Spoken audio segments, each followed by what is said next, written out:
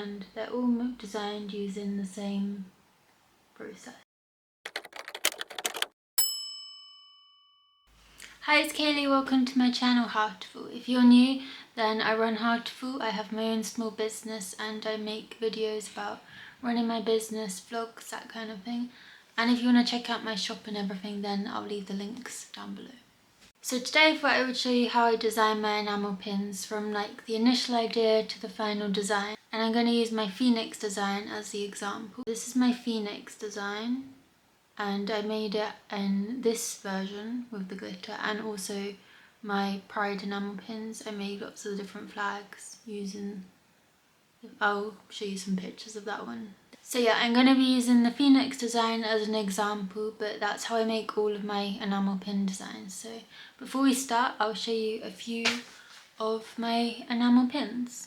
Like I said, I have my Etsy and everything, so if you wanted to check out all of my designs, then you can see them on there. But this is just a few of them. Let's get on to the design process. So the first thing is coming up with an actual idea for the designs, and I get my inspiration from lots of things, but for this one I knew I wanted like a mystical animal sort of design, and a phoenix came to mind. So I usually start with rough doodles to get a layout idea of like the pose, the shape, that kind of thing for the designs. I don't actually have the saved doodles for the phoenix, but that's how I usually start, just writing down ideas and just little doodles. So once I have the doodles all doodled, I go on to the next process, which is drawing the main final design.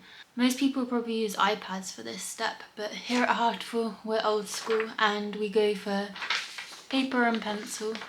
And so this is the design for the phoenix.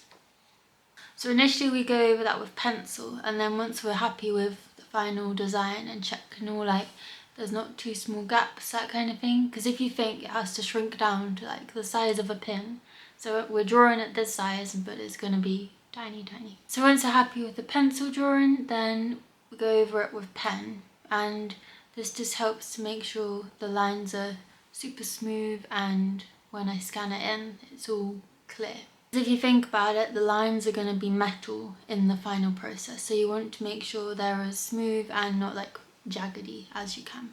So again, going with the old school method, the next step is to scan this into the computer, and that's when I digitize it and move on to the computer stage of the design. If I move over here, actually I can put screenshots and videos of what I do on the computer here while I'm explaining it. So once I've scanned it into the computer, I turn it into an SVG file, which is on Inkscape, is the program I use for that. So turning it into an SVG file just helps to make sure the lines are super smooth, which is what you want when you're making an enamel pin, so it doesn't look like it's just been drawn, which it has, but it helps smooth out the lines. And if you want a video of how I make it into an SVG file into more detail, I can definitely do that.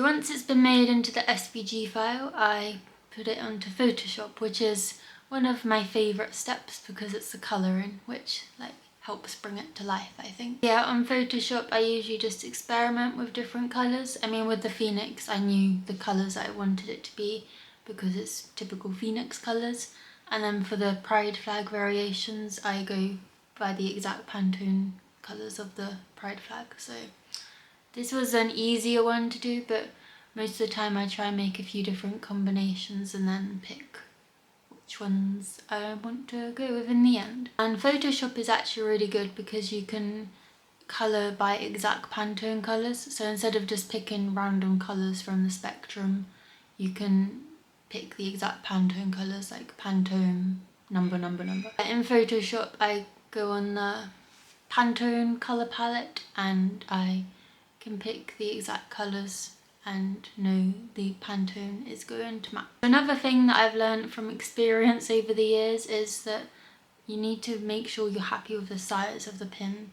So I usually print the pin off as it's going to be in a few different sizes, just to make sure you can see what the pin size is going to be once it's an actual pin. Because it's all very well seeing it on the screen super big, but when it's smaller you need to, I don't know, it just helps me So yeah, that's my full design process of how I make my enamel pin designs. I hope it was helpful or interesting if you just wanted to see a behind the scenes. I hope you liked this video, and please subscribe, I really appreciate it, and give this video a thumbs up if you got this far, and I will see you in the next video. Thank you so much. Goodbye.